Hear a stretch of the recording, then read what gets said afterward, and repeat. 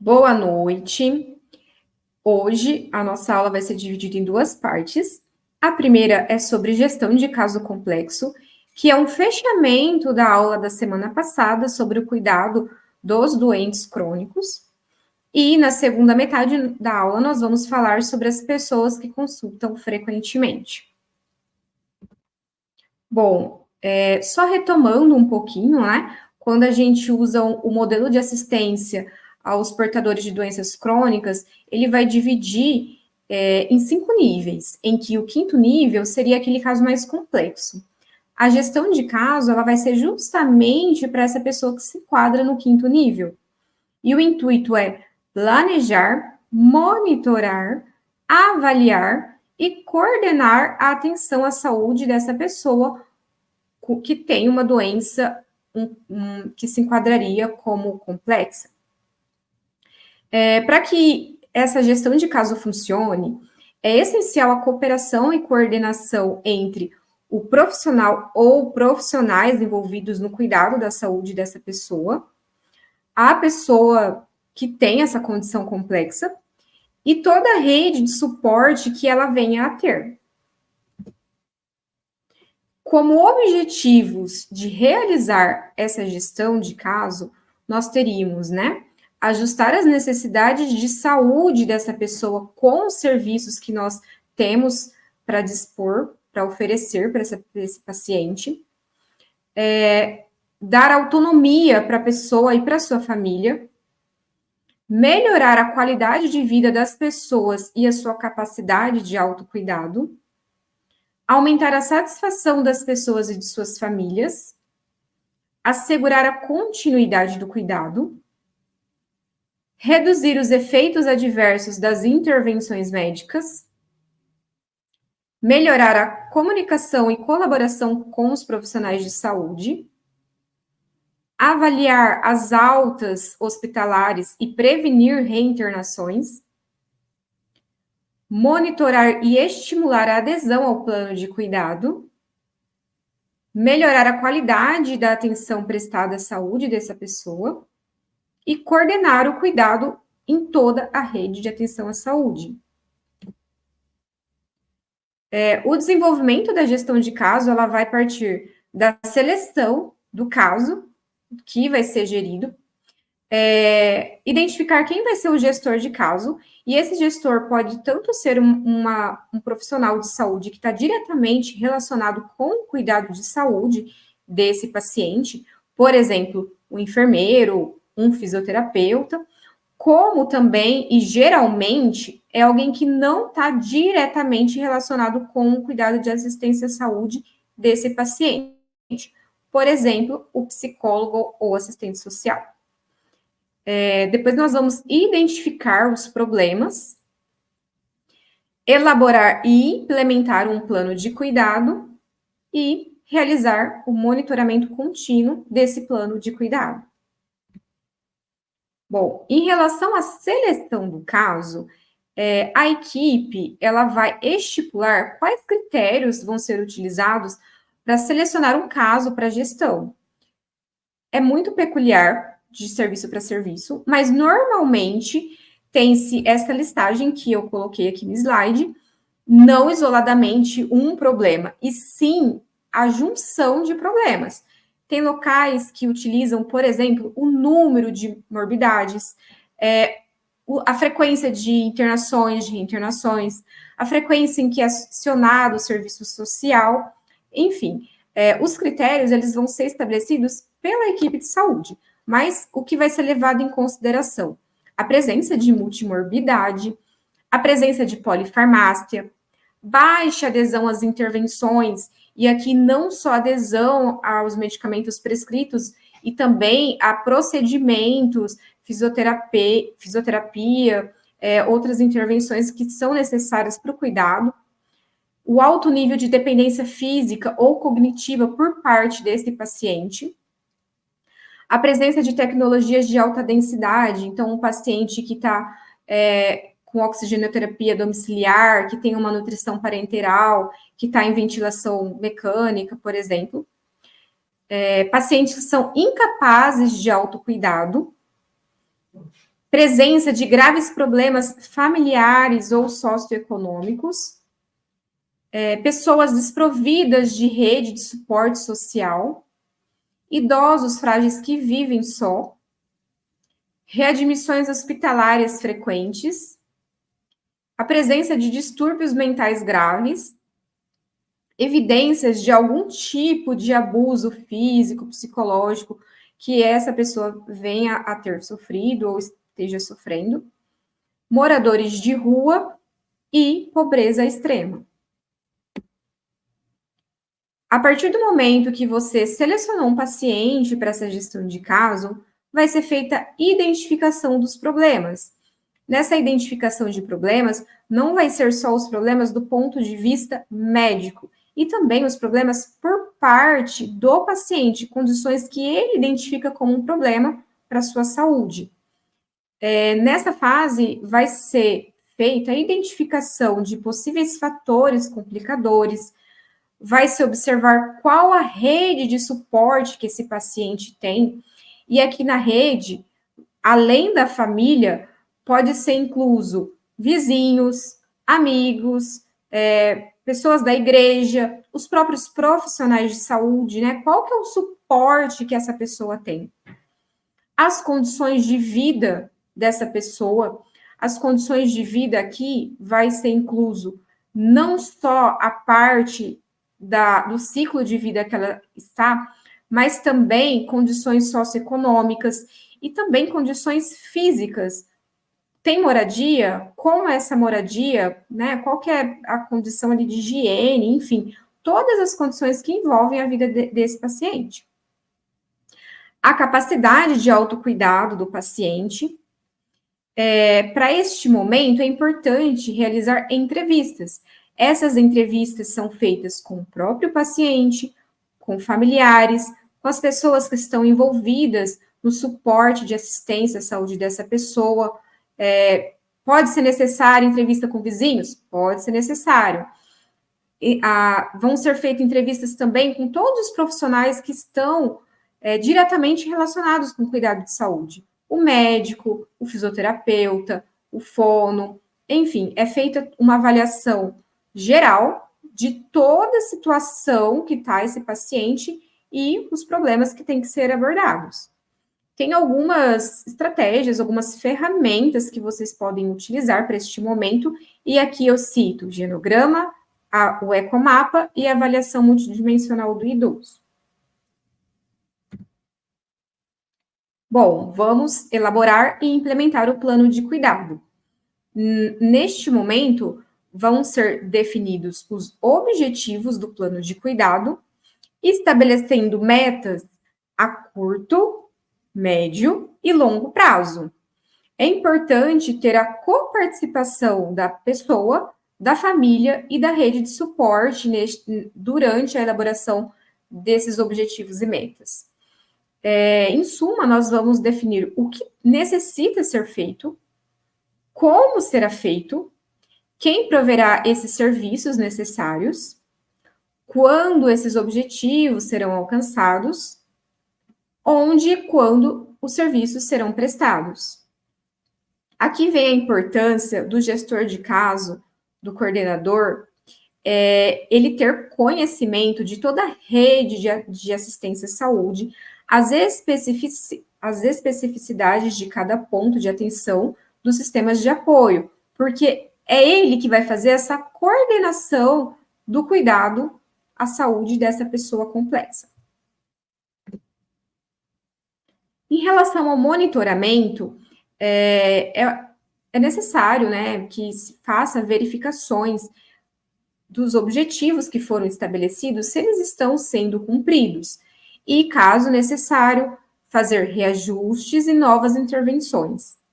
Esse monitoramento, ele pode ser feito presencial, por telefone, por WhatsApp, por correio eletrônico, por e-mail, com a verificação do prontuário e, geralmente, de forma mista. Existem várias evidências sobre a importância da gestão de caso. Ela evita problemas potenciais com a adoção de medidas preventivas, Evita o uso de serviços de urgência por conta de agudização da condição crônica, diminui as hospitalizações desnecessárias, provê um contato duradouro e humano com os usuários, reduz eventos adversos, reduz os custos da atenção com uso eficiente de recursos e aumenta a autonomia das pessoas e famílias. Então, concluindo essa fase da nossa aula de hoje, né? A gestão de caso ela não vai ser utilizada para todos os pacientes, nem aquele paciente, nem para todos os pacientes complexos, né? É importante fazer uma avaliação de todas aquelas situações que eu citei num dos primeiros slides, para poder entender qual é o paciente que vai ter um benefício da gestão de caso. E a partir disso, fazer o passo a passo para que a gente tenha um melhor cuidado desse paciente que tradicionalmente demanda mesmo mais recursos e que, se não gerido de forma correta, ele vai ser prejudicado por mais complicações, por internações, enfim, toda uma morbidade que poderia ser prevenida ou, pelo menos, diminuída com uma assistência mais adequada. Bom, agora a gente vai para a segunda parte da nossa aula de hoje, que é em relação a pessoas que consultam frequentemente. Quando a gente fala sobre pessoas que consultam frequentemente, esse número ele vai variar de literatura para literatura. Tem locais que citam mais que 7 consultas por ano, outros 12 consultas por ano, outros ainda 20 consultas por ano. Alguns usam como estratificação a porcentagem, por exemplo, 3% das pessoas com maior número de consultas, ou então 10% das pessoas que mais frequentam dentro de uma mesma faixa etária. E ainda também a percepção subjetiva por parte do profissional de saúde. Então, aquela ideia que você faz de que aquele paciente retorna com frequência. O fato é que 20% das pessoas utilizam 80% do tempo disponível para os atendimentos. E ainda, se a gente for naquelas pessoas que mais utiliza, 3% dessas pessoas utilizam 15% do tempo.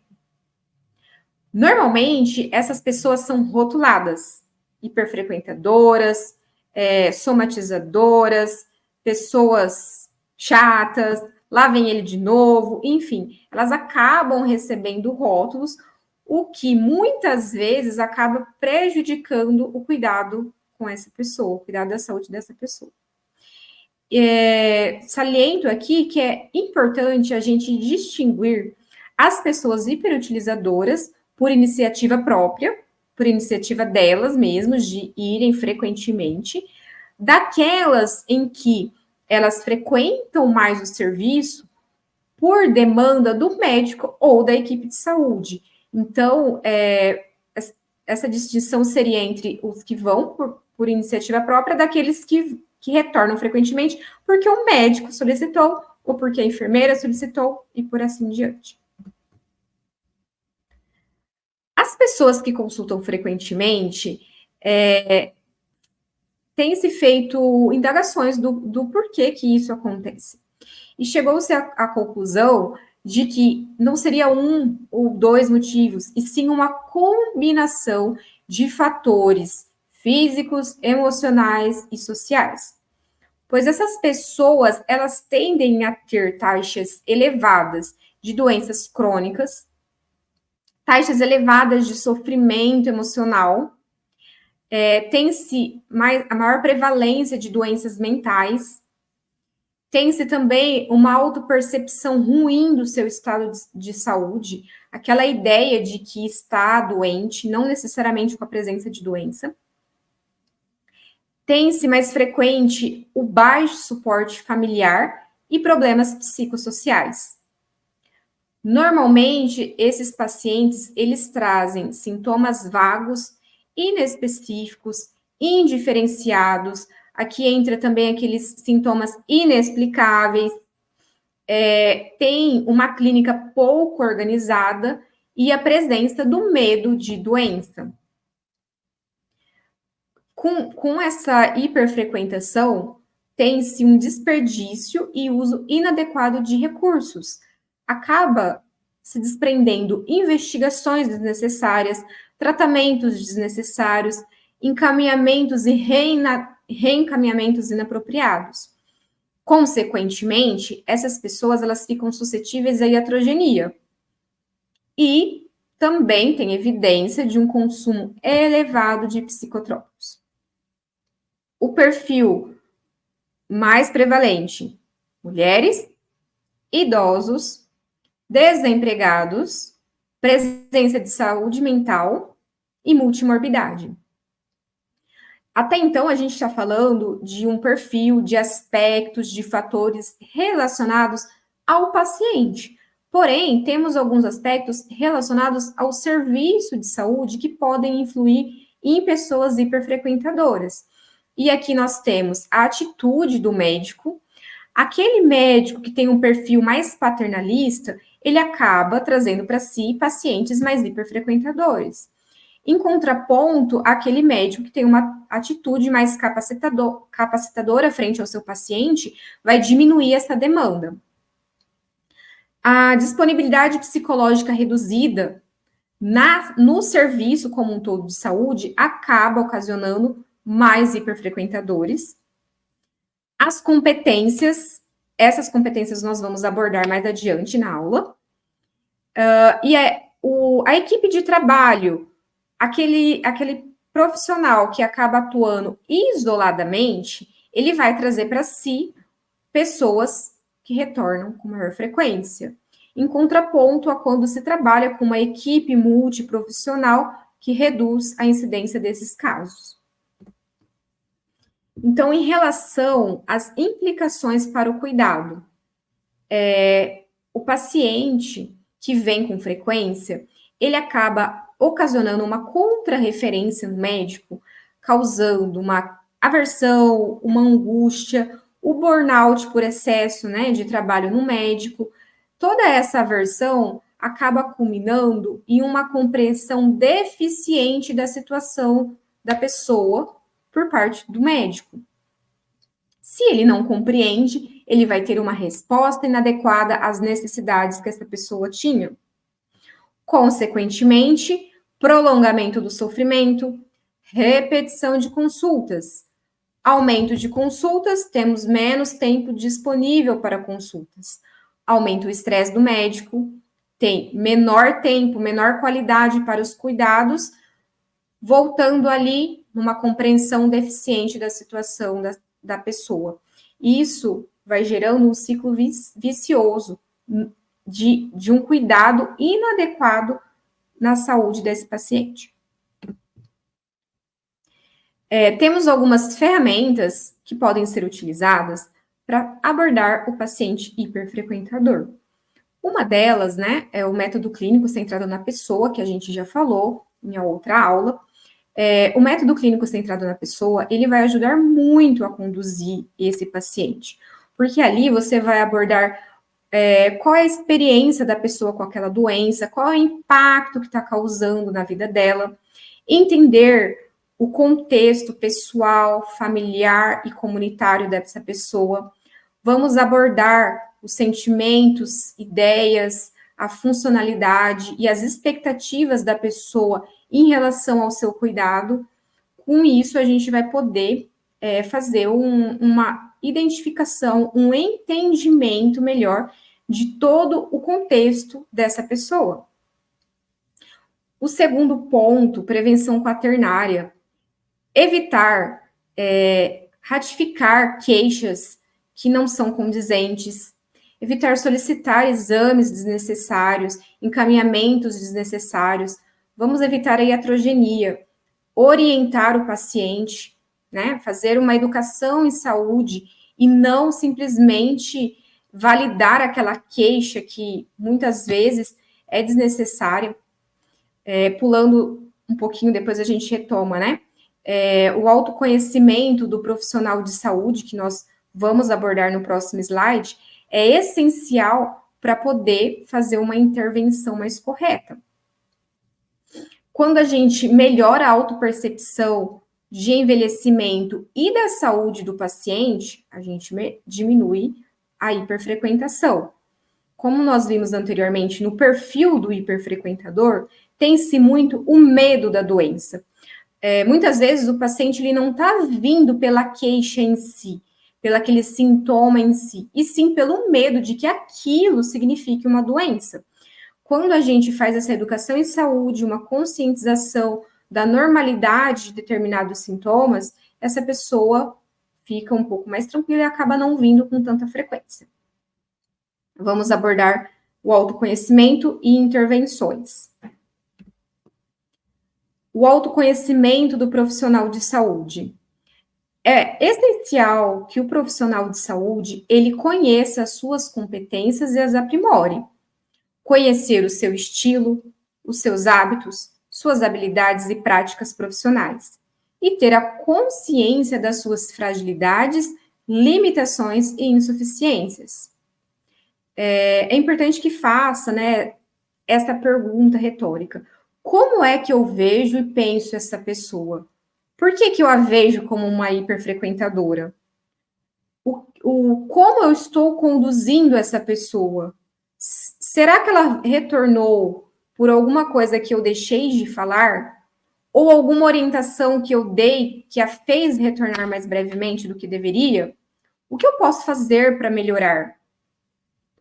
Fazer essas reflexões vai melhorar o cuidado não só dessa pessoa que está ali na sua frente naquele momento, mas também vai mudar a sua forma de conduzir casos similares, casos futuros, para evitar a hiperfrequentação. São necessárias algumas competências para poder fazer esse autoconhecimento, essa gestão das suas habilidades. Primeiro, competências comunicacionais, as habilidades de comunicação.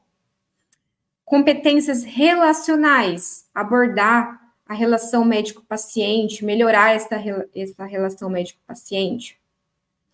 Competências relacionadas à abordagem e compreensão da família e comunidade.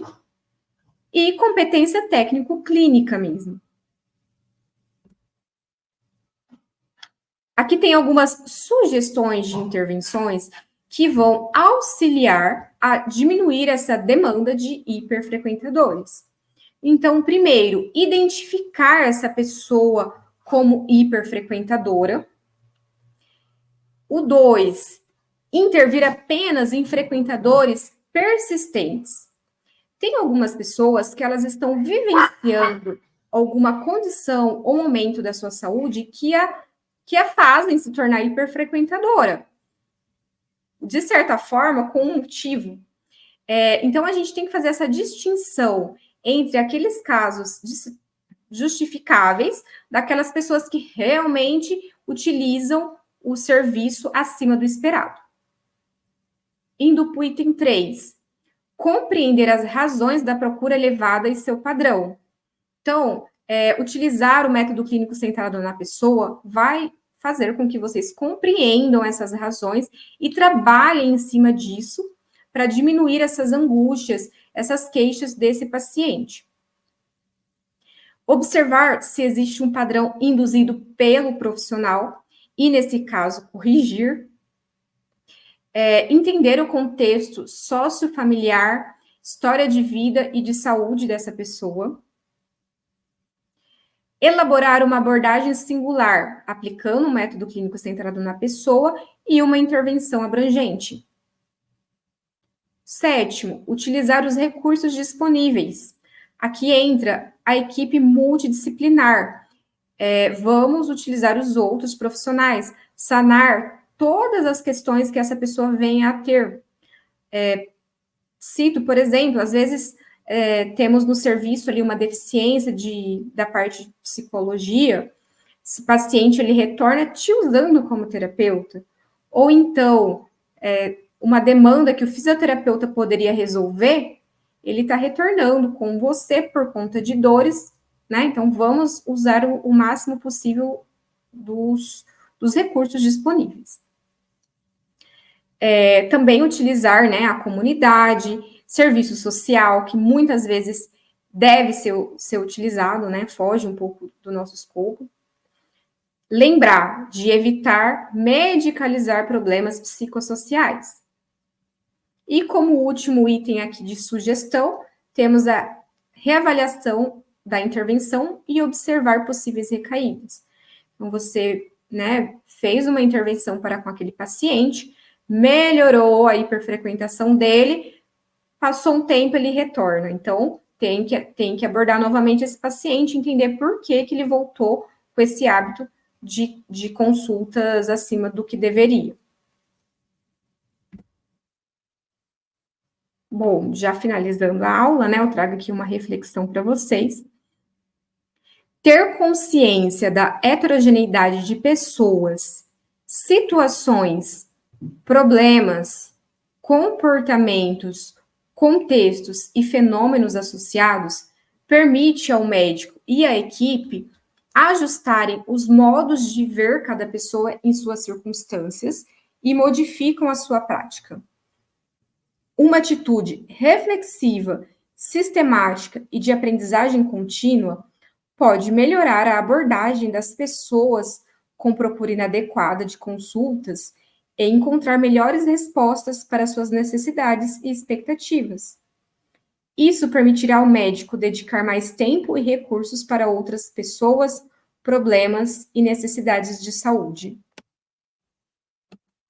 Então, o que eu trago aqui para vocês, né? Fazer essas intervenções direcionadas vai permitir fazer um cuidado melhor dessas pessoas e também vai garantir mais acesso para as outras pessoas que estão sendo prejudicadas, que estão deixando de buscar serviço de saúde pela dificuldade de acesso devido à alta demanda dos hiperfrequentadores.